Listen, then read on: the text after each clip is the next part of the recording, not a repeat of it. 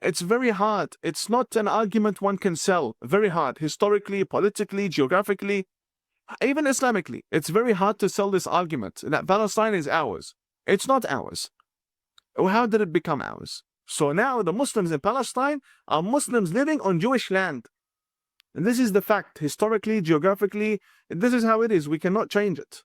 You talked about integration and global peace, and you have mentioned more than once that it's important for the Abrahamic faiths, Judaism, Christianity, and Islam to work together, to learn from each other, to have dialogue. But you obviously must be aware also that there is this strong rise of anti-Semitism. In the Muslim world, there is a feeling of angst against the Jews, against the existence of Israel. How do you think Muslims should overcome this prejudice they have, this idea that everything in the world is a conspiracy theory by the Zionists? The hatred that we have as Muslims against the Jewish people, I'm a Shia Muslim. The problem of the Shia Muslims against the Jews, or Israel, or anyone for that matter, began after 1979. Shia Muslims don't claim land from Israel, and Israel doesn't claim land from us. The Jewish people don't want anything from us, and we don't want anything from them. They've lived in Tehran, in Iraq, and we have cemeteries that prove their existence on this land. And there are many Muslims that have lived within the Palestinian region, which is now governed by the Jewish people. We don't have a problem with them.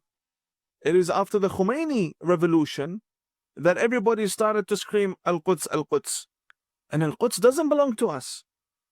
We have nothing to do with Al-Quds. We Shia Muslims, we have nothing to do with Al-Quds. It was built by the second caliph and the Umayyad dynasty. We reject both the second caliph and the Umayyad dynasty. And we don't even believe the Prophet went to Palestine. Masjid Al-Aqsa, and there's a big debate whether or not Masjid Al-Aqsa, the farthest mosque, the furthest mosque, the very far mosque, that's the term, Aqsa. There's a big debate whether this is on earth or in the heavens because of its name. There's no proof that our Prophet went to Palestine at all. Yes, the direction of the prayer was towards Jerusalem, only because Jerusalem is very sacred to all Abrahamic faiths, especially the Jewish people. I believe if we can basically open the books of history and show the Muslims that Moses was before Jesus, a very logical matter. I don't see where the problem is. Moses was before Jesus. So how can we claim Palestine is ours when it is Jewish land? In the Quran, it's Jewish land. According to history, it's Jewish land. In fact, if there is any human civilization or any religion that wants to claim Jerusalem, it would be the Christians, not us. Between the Muslims and the Christians, there's a massive religion in between, a major religion, Christianity. And their prophet came, the leader, Jesus, the founder of their faith, came in our prophet, and their founder came in Jerusalem. So it's basically their Mecca. If anyone wanted to claim it, it would be them, not us. We have nothing there. We don't have the grave of our prophet, and we don't have the Ahlul Bayt. We don't have anything in Jerusalem. All we have is certain prophets that don't belong to us. They belong to all Abrahamic people. So this need to dominate was introduced by these terrorists, Hamas and Yasser Arafat and these people. Even though the Muslims, they love them because of personal interest. That's the main reason why we used to love them too. For personal interest, it was good. But if you want to be honest to yourself, honestly, what does Islam have to do in Jerusalem? How did Islam come to Jerusalem? Through the invasions led by Umar ibn al-Khattab, who kidnapped the governor of Jerusalem. He took him to Medina and then brought him back on a horse, and he gave him the keys to the city, and it was all done with. This is the only time we entered Jerusalem, by the sword. And we have nothing to do in that land, literally nothing. And these the very domes, Al-Quds and Aqsa, these need to be demolished. I know what I'm saying is very serious, but these need to be demolished. According to Islamic law, they need to be demolished. Not according to human rights or foreign policy, or we say Jewish have sacred sites under them. I couldn't care less who has the sacred sites under this. I'm saying, according to Islam, you cannot pray on occupied land. How can you build God's mosque on occupied land? According to our own jurisprudence as Muslims, Sunni and Shia, it's occupied land. Prayer there is not accepted. So they need to be dealt with. Either there's a peace treaty, or you can't keep the situation going on like this. It's an invasion. So Osama bin Laden built mosques. Saddam Hussein built mosques. It doesn't mean that every mosque is a good symbol that we need to fight for. And also there's an attitude within the Muslim world that every person that dies for the cause of Islam needs to be glorified, and we build them a tomb and a shrine and so on. No, it doesn't work like that. The ones who deserve shrines are the infallibles, according to Shia Islam, and the family of the Prophet, according to Ahl Sunnah wal Jama'ah. All other Sahaba and people and Tabi'een and historians and Bukhari, why are we building them graves? Why are we building them tombs? I don't believe in that personally. And also, you know, we've been building too many across the whole Middle East and the Arabian Gulf and wherever. We've stopped, and you know, people are waking up. They say this land doesn't belong to you. You came at the very end of this whole chain of religions. So how can you claim authority over all of what's here? It's very hard. It's not an argument one can sell. Very hard. Historically, politically, geographically, even Islamically. It's very hard to sell this argument that Palestine is ours. It's not ours. How did it become ours? The Palestinian Muslims in Jerusalem today, the original Palestinians, not the migrants to Palestine, the original Palestinians are descendants from two major religions, either Christianity or Judaism. So if a Palestinian chooses to convert to Islam by the sword or by the book, only your religion changes. The identity of the land doesn't change. You want to become Muslim, go become Muslim. You want to become a Buddhist, become Buddhist. It doesn't mean you make all Palestine Buddhists with you. It doesn't work like that. You change. So now the Muslims in Palestine are Muslims living on Jewish land. And this is the fact, historically, geographically, this is how it is. We cannot change it. Jewish land is one thing, Zionism is another thing. There are Jewish people who oppose Israel. There are Jews who are against Israel. And Israel welcomes it. Big deal. Every government has an opposition. Let's not get mixed up. Israel as a country is one thing, Jewish land is another thing. Israel has every right to be to have a country on Jewish land. It's their land. It's their land. And what do we have now from Palestine? Show me one good thing from Palestine. All what they've given us, Muslim Brotherhood and Hizb ut-Tahrir and Hamas, and their rulers are robbing them. These are the facts. And I strongly believe in good relationships with the Jewish community. Strongly. Because the reality is, we are all brothers in humanity at the end of the day. If we're not brothers in faith, we're brothers and sisters in humanity. And I believe this is a battle that our forefathers started.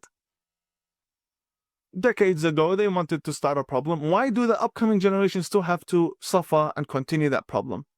I believe, whether it be a two-state solution or whatever, depending on the politicians and their belief for the future, but I believe that interfaith is very important, relations between the two religions, and we obviously work in that field.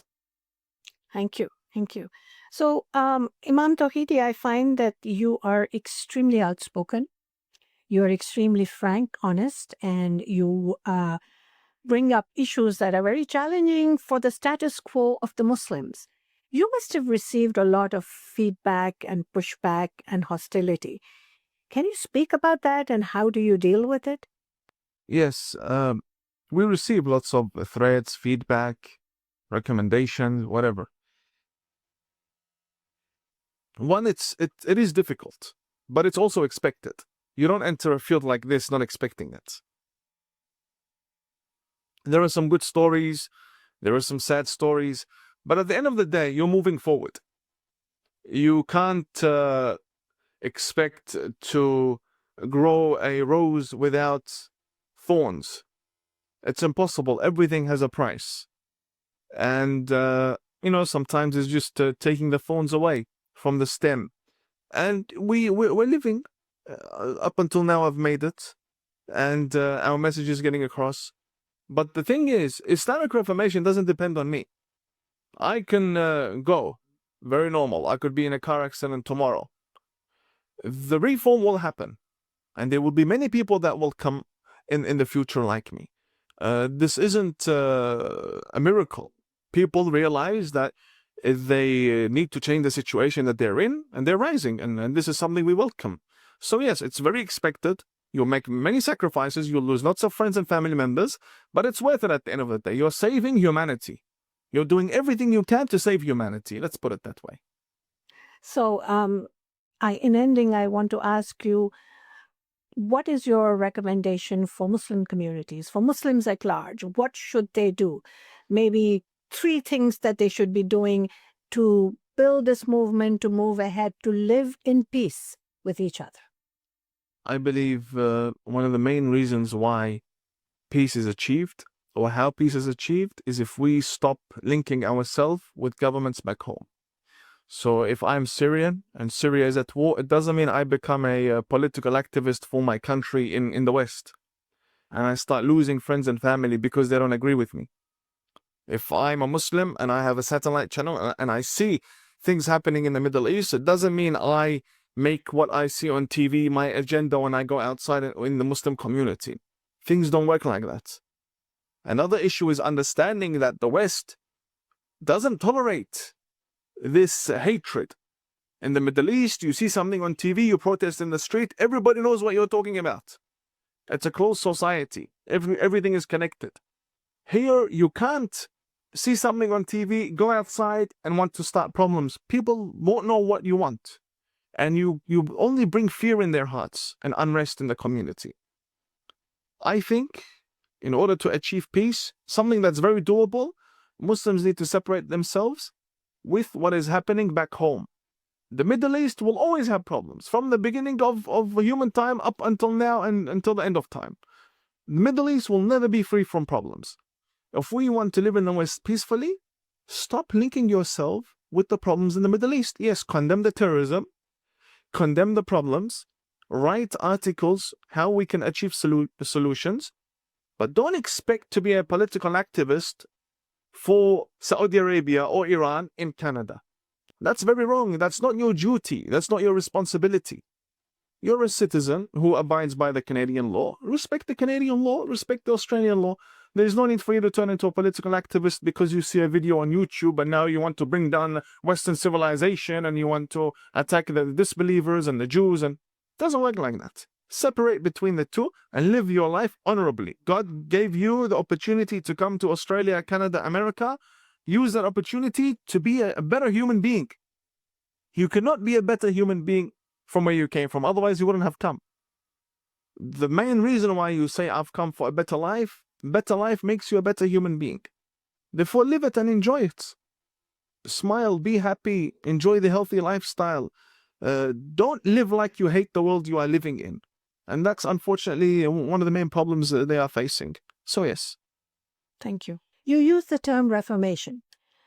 How do you see this reformation, and do you see it happening across the Muslim world or only in the West?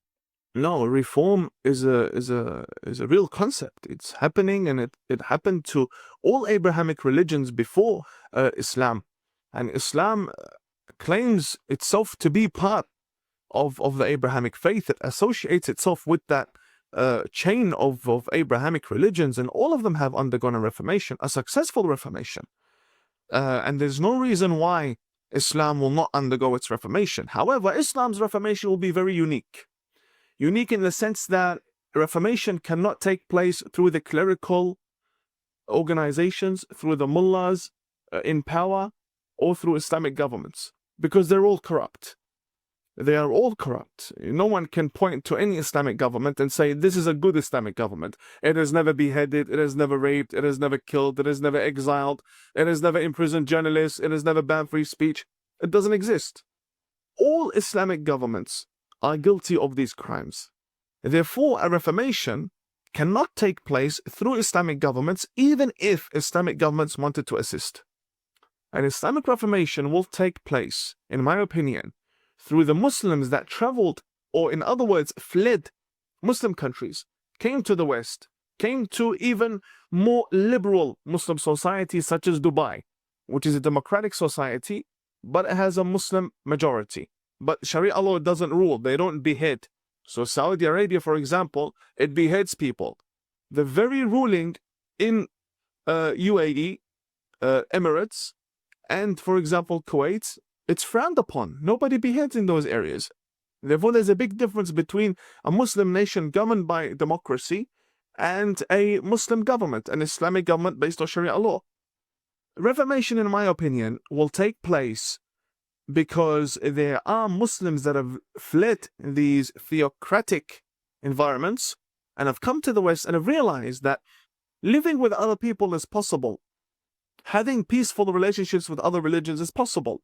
Interfaith opens doors for achieving global peace. Therefore, why not? And these people will be the main reason for the Islamic reform.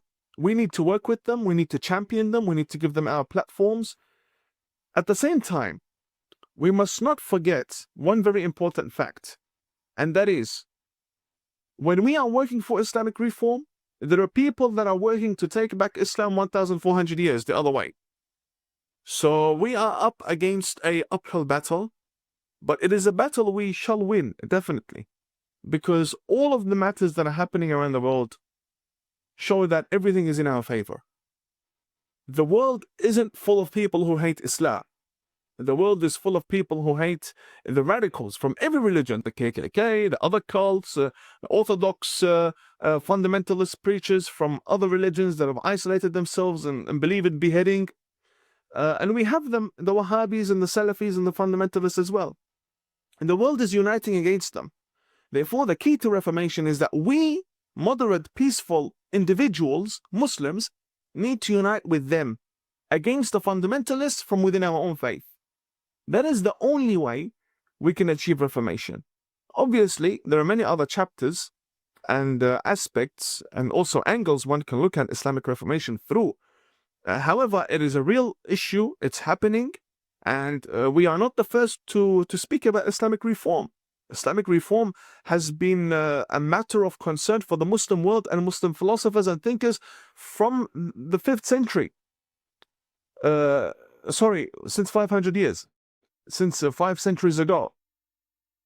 And for the last 500 years, we've been dealing with people from Sudan, who have claimed to be reformers and were killed. There are many reformers around the world, even in Britain, even the Cameliers that came to Australia, the Afghan Cameliers. All of them had a vision for reform and they married into different communities and so on. The integration and diversity is real and it's a matter that can be achieved and I support it strongly. However, we say to the Western world, be patient with us. Be patient. We come from a broken religion. A religion completely infested with Islamic radicals. We don't have an organized leadership body. Be patient with us. Don't expect an Islamic reformation like the reformation of Christianity. The popes gather and the church gathers and the people gather and they say, okay, the benefit is this and let's do it. No. There will be lots of blood spilled before an actual reformation happens. Many people will lose power. Many politicians will gain power who have liberal and secular views. Therefore, we say to Western governments, it's not a dream, it's not something we're imagining, it's something we're living. Be patient with us. It's 2025. America's debt is over $37 trillion, and the dollar just had its worst crash since 1973. That puts your savings and your family's future at risk. That's why we trust Alpha Omega Gold, a company that stands unapologetically with Israel and supports Stand Tall Israel. Visit ao.gold/stand to claim your free precious metals wayfinder guide or call 1-855-426-4653 today. Protect your future before it's too late.